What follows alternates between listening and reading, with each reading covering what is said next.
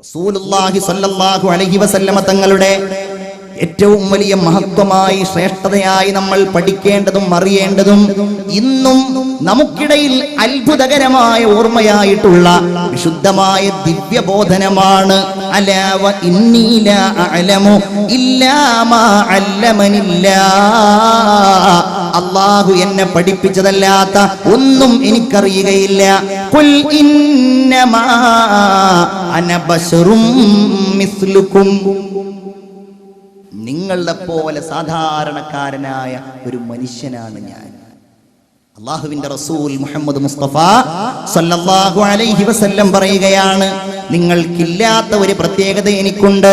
യൂഹാ ഇലൈ, എന്നിലേക്ക് അല്ലാഹു തആല മുഖറബായ മലക്ക് ജിബ്രീലിനെ ദിവ്യബോധനവുമായി പറഞ്ഞേക്കുന്നുണ്ട്.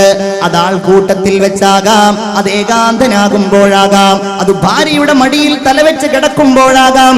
എപ്പോഴും ജിബ്രീൽ അലൈഹിസ്സലാമിന്റെ സാന്നിധ്യം ബഹുമാനപ്പെട്ട മുഖറബായ മലക്ക് ജിബ്രീൽ അലൈഹിസ്സലാം റസൂലുള്ളാഹിക്ക് വഹി അറിയിക്കുകയാണ്. അങ്ങനെയാണ് ഖുർആൻ ഉണ്ടാകുന്നത്. അങ്ങനെയാണ് അത്ഭുതകരമായ മുൻഗാമികളുടെ ചരിത്രങ്ങൾ പ്രവാചകർ സല്ലല്ലാഹു അലൈഹി വസല്ലം പ്രഖ്യാപിക്കുന്നത്.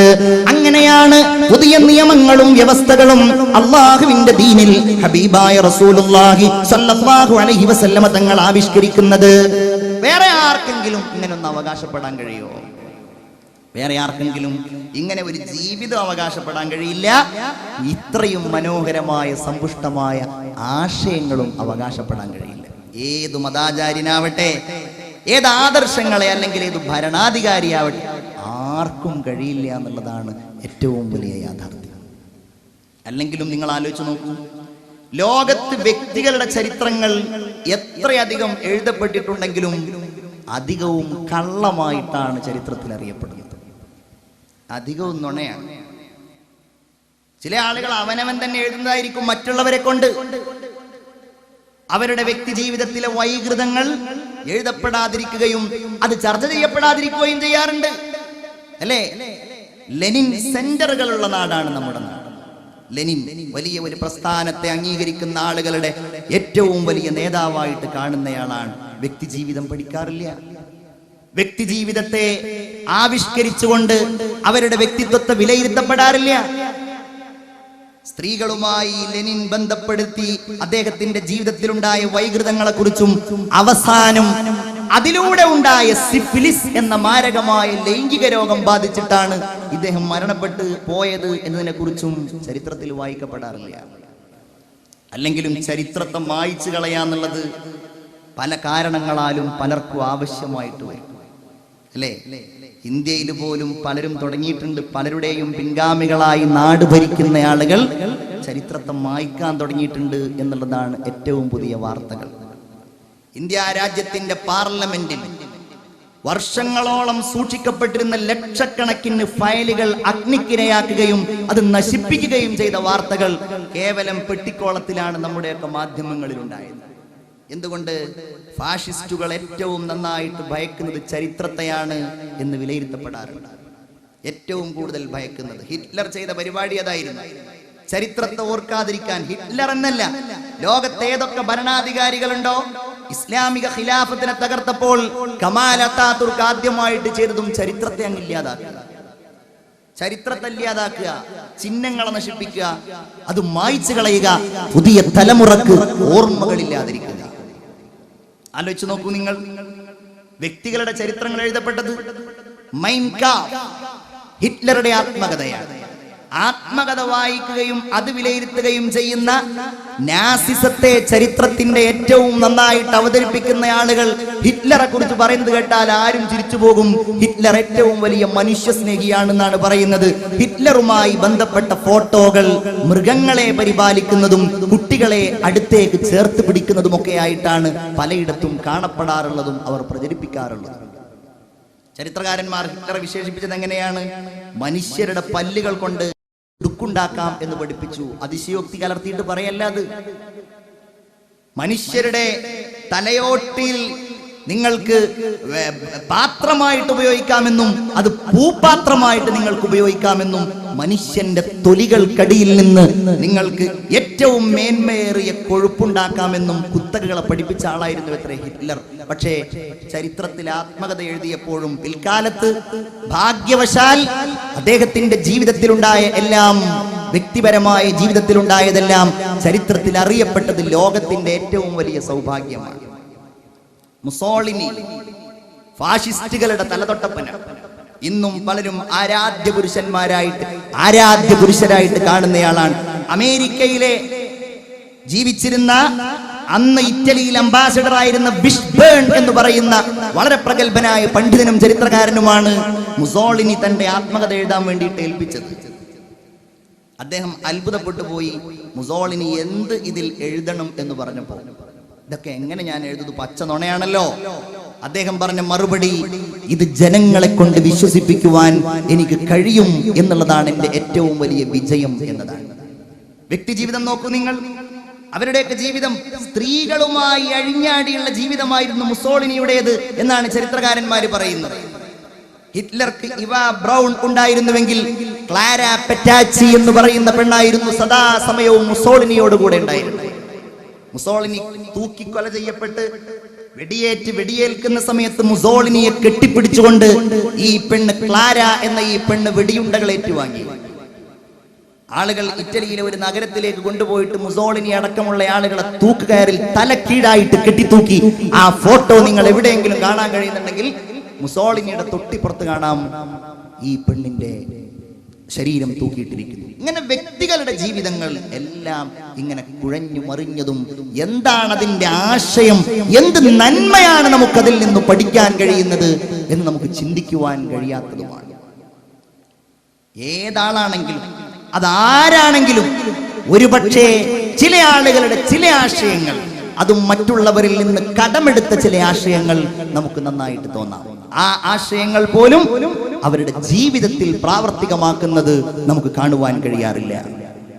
എന്നാൽ അവിടെയൊക്കെയാണ് നമ്മുടെ മുൻപിൽ നിൽക്കുന്നത് അല്ലാഹു തആല വഹയിന്റെ ദിവ്യബോധനത്തിന്റെ മുഖറബായ മലക്ക് ജിബ്രീൽ അലൈഹിസ്സലാമിന്റെ ഉന്നതമായ സാമീപ്യത്തിലൂടെ ലോകത്തിന്റെ നെറുകയിലേക്ക് റസൂലുള്ളാഹി സ്വല്ലല്ലാഹു അലൈഹി വസല്ലമ തങ്ങളെ ഉയർത്തുന്നത് ആർക്കാണ് നിഷേധിക്കുവാൻ കഴിയുക? കാരണം അതില്ലെങ്കിൽ ഖുർആൻ ലോകത്ത് നിന്ന് അപ്രത്യക്ഷമായേനെ. റസൂലുള്ളാഹി സ്വല്ലല്ലാഹു അലൈഹി വസല്ലമ തങ്ങളുടെ ഈ ജീവിത യാഥാർത്ഥ്യങ്ങളും ചരിത്രങ്ങളും ലോകത്ത് നിന്ന് മായ്ക്കപ്പെട്ടേനെ. അല്ലമഹു ശദീദുൽ ഖുവാ, ജിബ്രീൽ അലൈഹിസ്സലാമിനെ കുറിച്ച് അല്ലാഹു പറഞ്ഞത് അല്ലമഹു ശദീദുൽ ഖുവാ, ഏറ്റവും ശക്തവാനായ ജിബ്രീൽ അലൈഹിസ്സലാമാണ് റസൂലുള്ളാഹി സ്വല്ലല്ലാഹു അലൈഹി വസല്ലമ തങ്ങൾക്ക് ഈ വിജ്ഞാനീയത്തിന്റെ വഴികൾ പഠിപ്പിച്ചു കൊടുക്കുന്നത്. അല്ലാഹു തആല സത്യം ചെയ്തു പറഞ്ഞതാണ്, വസ്സുബ്ഹി ഇദാ തനഫസ് വല്ലൈലി ഇദാ അസ്അസ് വസ്സുബ്ഹി ഇദാ തനഫസ് ഇന്നഹു ലഖൗലു റസൂലിൻ കരീം ذي قوة عند ذي العرش مكين. അല്ലാഹു തആല ജിബ്രീൽ അലൈഹിസ്സലാമാണ് റസൂലുള്ളാഹിയുടെ സഹചാരിയായി കൂടെ നിൽക്കുന്നവനായി ഈ ദിവ്യബോധനം നൽകിയത് എന്ന് ഖുർആനിലൂടെ സാക്ഷ്യപ്പെടുത്തുകയാണ്. റസൂലിന്റെ ഏറ്റവും വലിയ അത്ഭുതമായി, സവിശേഷതയായി നമ്മൾ അറിയേണ്ടതും പഠിക്കേണ്ടതും ഈ വഹയുമായിട്ട് ബന്ധപ്പെട്ട ജ്ഞാനങ്ങളാണ് എന്നാണ് ഞാൻ പറഞ്ഞതിന്റെ ചുരുക്കം. ആയിഷ റളിയല്ലാഹു അൻഹ പറയുന്നു, കാന യൻസിലു അലൈഹിൽ വഹയു ഫിൽ യൗമിശ് ശദീദിൽ ബർദി, നല്ല തണുപ്പുള്ള രാവിൽ റസൂലുള്ളാഹി സ്വല്ലല്ലാഹു അലൈഹി വസല്ലമ തങ്ങൾക്ക് വഹയി ഇറങ്ങുമ്പോഴും വഹയിന്റെ ഭാരത്താൽ നബിയുടെ നെറ്റിത്തടത്തിൽ വിയർപ്പ് പൊടിയാറുണ്ടായിരുന്നു. എന്തൊരു അത്ഭുതമാണല്ലേ! അവരിങ്ങനെ കാണുകയാണല്ലോ, അവരിങ്ങനെ അറിയുകയാണല്ലോ.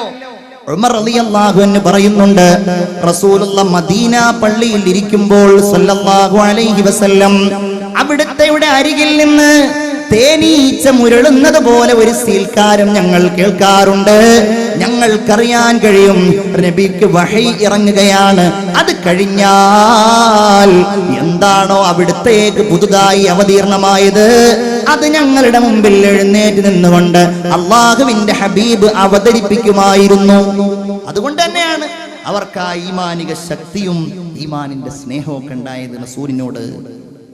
തിരുമേനി പറഞ്ഞു, നിങ്ങളാരും എന്റെ അടുക്കലേക്ക് ദുർഗന്ധം വമിക്കുന്ന വാസനകളുമായിട്ട് വരരുത്, ഉള്ളി ഭക്ഷിച്ചുകൊണ്ട് വരരുത്, ദുർഗന്ധമുണ്ടാക്കുന്ന വാസനകൾ ഉണ്ടാക്കുന്ന ഭക്ഷണം കഴിച്ചുകൊണ്ട് എന്റെ അടുക്കലേക്ക് വരരുത്.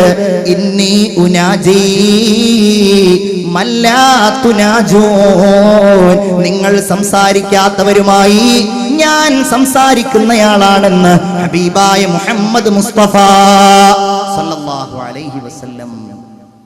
അവിടുന്ന് വഫാത്തായി. സല്ലല്ലാഹു അലൈഹി വസല്ലം ലോകത്തോട് വിട പറഞ്ഞു.